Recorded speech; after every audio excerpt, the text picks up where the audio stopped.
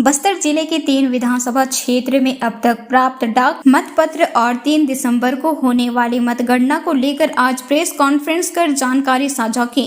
बस्तर विधानसभा में अब तक कुल 3,309 डाक मतपत्र प्राप्त हुए हैं, जिसमें बस्तर से 851, चित्रकूट से 776 और जगदलपुर से 1,682 डाक मत पत्र प्राप्त हैं। बस्तर कलेक्टर विजय दयाराम के यह भी जानकारी दी है कि आने वाले अन्य डाक मतपत्र 3 दिसंबर की सुबह 7:59 AM स्वीकार की जाएगी। साथ ही 3 दिसंबर को होने वाली मतगणना की तैयारियों पर भी चर्चा करते हुए बस्तर कलेक्टर ने पूरी जानकारी साझा की है।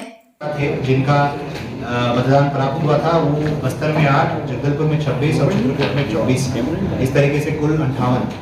इसके अलावा सर्विस वोटर्स जिनको ETPPS जारी हुई थी उसमें अभी आज शाम को 4 बजे तक बस्तर के लिए 33, जगदलपुर के लिए 42, चित्रकूट के लिए 23, कुल मत जो है 98। तो इस तरीके से सभी डाक मतपत्रों को अलग अलग तरीके से इकट्ठा करने के बाद बस्तर में 851, जगदलपुर में 1682 और चित्रकूट में 776, टोटल 3,309 डाक मतपत्र जो है तीनों विधानसभा क्षेत्र से हमको अलग अलग माध्यमों से प्राप्त हुआ।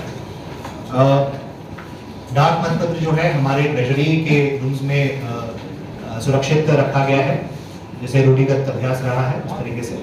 और इसको जो है 3 तारीख को यानी काउंटिंग के दिन सुबह 5:30 बजे यहाँ से रवाना करेंगे अपना जो आदर्श महाविद्यालय के परिसर के लिए।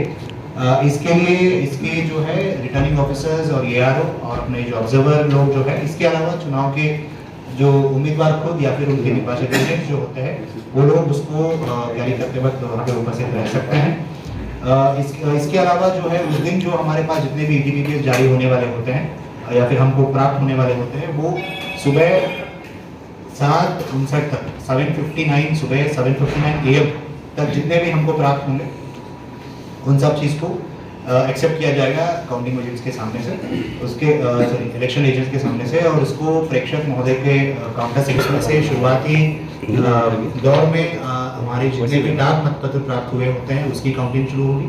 उसके पश्चात 8:30 बजे यानी 30 मिनट बाद यानी 8:30 बजे से अपने EVMs जो है आना शुरू होगा। EVMs है ना हमारे कंट्रोल यूनिट जो स्ट्रॉन्ग रूम्स के ऊपर से निकलने होते हैं वो जो है शुरू होंगे।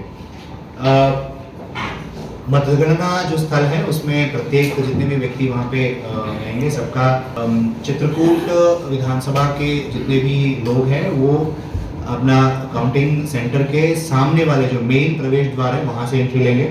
हमारे बस्तर और जगदलपुर के जितने भी एजेंट्स हैं वो हॉर्टिकल्चर के जो कॉलेज है उसके परिसर से पीछे से जाएंगे, तो अपना जो काउंटिंग परिसर के पीछे वाले जो गेट्स बने हुए हैं वहाँ से एंट्री लेंगे।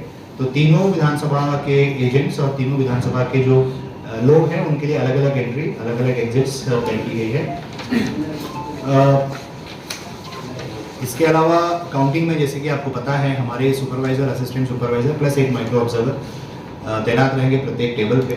इसके अलावा जो टेबल क्षेत्रों के लिए 14 टेबल्स लगे रहेंगे और पोस्टल बैलेट्स यानी डाक मतपत्र जितने भी हमको प्राप्त हुए हैं प्रत्येक टेबल में मैक्सिमम 500 गिनने का एक अधिकृत नंबर दिया गया है। उसको ध्यान में रखते हुए बस्तर और चित्रकूट के लिए 2 पोस्टल बैलेट्स के टेबल्स बने रहेंगे और जगदलपुर के लिए टोटल 4 टेबल पोस्टल बैलेट्स के लिए लगेंगे।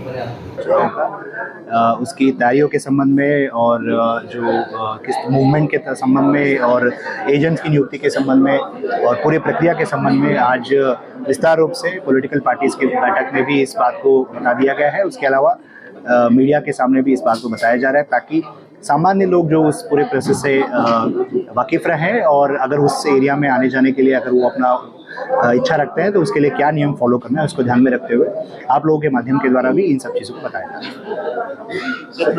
जो तीनों विधानसभा में है किन तहत काउंटिंग हो जाएगी उनकी और कितने आप बताएं।